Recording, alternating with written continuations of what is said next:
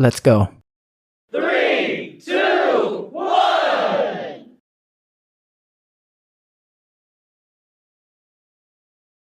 The Stranger Who Came Home. It was a cold, misty morning when Alex stumbled back into his small town, his appearance unrecognizable.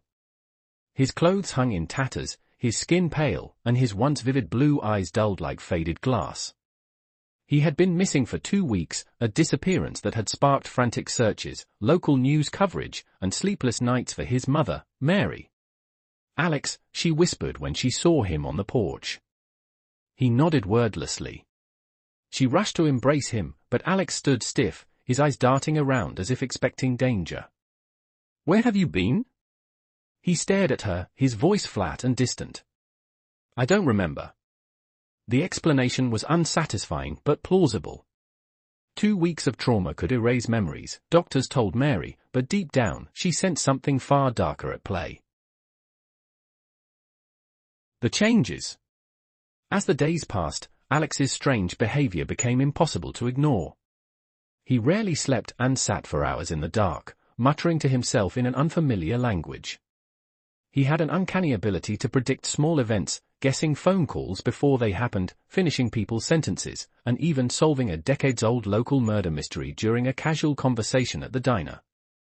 But the most disturbing aspect was his detachment. Alex had once been the town's golden boy, charming, kind, always the life of the party. Now, he avoided eye contact, spoke in clipped, clinical sentences, and seemed perpetually on edge. His best friend, Ethan, grew increasingly uneasy. "Man, you've got to tell me what's going on," Ethan said one evening, dragging Alex to their old treehouse. Alex studied him with a cold, calculating expression. "You wouldn't believe me if I did." "Try me," Ethan said, his voice firm. "They rewired me," Alex whispered, his voice trembling for the first time. "I don't know what I am anymore." The investigation. Meanwhile, Detective Harper, a seasoned investigator who had led the search for Alex, couldn't let the case go. Something about his return didn't sit right. Her gut told her this wasn't just a case of kidnapping. Following a hunch, she delved into records of unusual incidents near the town. Her search led her to an abandoned facility on the outskirts, once owned by a biotech company called Genexus. The company had been accused of illegal experiments but had shut down years ago, or so it seemed. When Harper visited the site, she found the place gutted, its walls scorched with strange symbols. Hidden in the rubble, she uncovered a journal belonging to a researcher. Its entries spoke of Project Ether, an attempt to merge human consciousness with something described only as the Othermind. One entry chilled her to the core: Subject 47 has shown remarkable adaptability. If successful, he will become the key to the door. The confrontation. Determined to uncover the truth, Harper went to Alex's house late one night. She found him in his room, staring at a wall covered in cryptic equations and symbols. "Alex," she said cautiously, "I know what happened to you. They experimented on you at Genexus." Alex didn't look at her. "You shouldn't have come here." "I can help you," she insisted. He finally turned, his eyes glowing faintly in the dim light. "Help me? Do you even know what they've done? What I've become?" Harper's hand instinctively moved toward her gun, but Alex stepped closer, his voice a mixture of anger and despair. "They opened my mind to something vast and ancient. It's like I'm not just Alex anymore. I'm connected to it." "What is it?" Harper asked, her voice trembling. "They called it the Othermind," Alex said. "It's not human. It's not even from this world.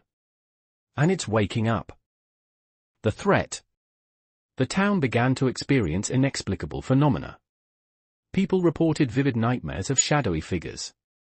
Animals fled the area, leaving the woods eerily silent. And then the disappearances began. 3 teenagers vanished near the forest, their belongings found arranged in precise, geometric patterns. Ethan, desperate to save his friend, went to Alex one last time. "You have to fight this," Ethan begged. "Whatever they did to you, it doesn't own you." Alex shook his head. "You don't understand. I'm not fighting it. I'm holding it back. If I stop, it will break free. Ethan stared at him, horrified. What happens if it does? Alex's voice was barely a whisper. The sacrifice. As the strange events escalated, Harper pieced together the truth. The door mentioned in the journal wasn't a literal door, but a metaphor for a gateway between dimensions. Alex had been transformed into its guardian, a fragile barrier between humanity and the other mind. One stormy night, Harper and Ethan tracked Alex to the forest, where they found him standing before a massive stone circle etched with glowing runes. You can't stop it, Alex said without turning. It's too strong. We can help you, Harper said. Alex turned to them, his expression pained. The only way to stop it is to destroy me. I'm the anchor keeping the door shut. No, Ethan said, tears streaming down his face. There has to be another way. There isn't, Alex said, his voice firm. I've already made my choice. Before they could stop him, Alex stepped into the circle. The runes flared, and a deafening roar echoed through the forest. Alex screamed, his body engulfed in light, and then, silence. When the light faded, the stone circle was empty. The glowing runes had vanished, and the oppressive feeling that had hung over the town was gone. The final choice. Harper pulled at Ethan's arm, her voice desperate. It's opening. We need to seal it, now. Ethan's mind spun. How? Alex was the key. He was the one holding it back. Harper held up an old Gen X's journal, her finger on a page with a hand-drawn diagram of the circle. A new key, she said, her voice grim. Someone else has to take his place. Ethan turned to her, horror dawning on his face. You mean, me? Harper's gaze softened. Alex chose to protect us. You were his best friend. If anyone can do this, it's you. The crack widened, the shadows beginning to seep out into the clearing, and the voice, Alex's voice, grew more distorted. It's coming, Ethan. You have to stop it. Ethan clenched his fists, his pulse pounding in his ears. He remembered Alex, his friend, his brother in all but blood, standing here months ago, making this same sacrifice. Ethan knew he couldn't run. He couldn't let Alex's sacrifice be in vain. I'll do it, he said, his voice shaking but resolute. Harper's eyes filled with tears. Ethan, you don't have to. I do. He stepped into the center of the circle. The fissure pulsed, the shadows reaching for him, and a searing pain shot through his chest. Ethan screamed, his body convulsing as the shadows wrapped around him, dragging him into the void. As Harper watched, the runes flared brilliantly, blinding her. Then, silence. When the light faded, the clearing was still. The fissure was gone. The shadows had vanished. And so had Ethan. A new guardian. Weeks later, the town was peaceful once more. People returned to their lives, blissfully unaware of the darkness that had nearly consumed them. But Harper knew the truth. She stood at the edge of the forest one last time, staring at the stone circle. It looked ordinary now, a forgotten relic from a bygone age. Then, the wind picked up. Harper froze as a voice whispered faintly through the trees. Protect the door. It wasn't Ethan's voice.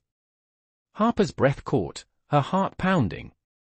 She stared into the dark tree line, the shadows shifting like living things.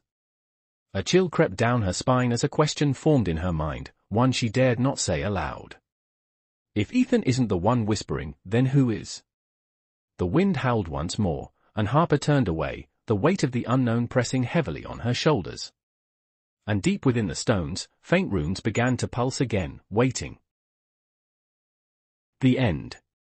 Some doors are better left unopened. There are paths in life that, once explored, can only lead to regret. It's wiser to carry on and cherish the life we have than to seek answers we may never be ready to face. Espero que você tenha gostado desta história. Se inscreva no nosso canal, curta e compartilhe. Obrigado.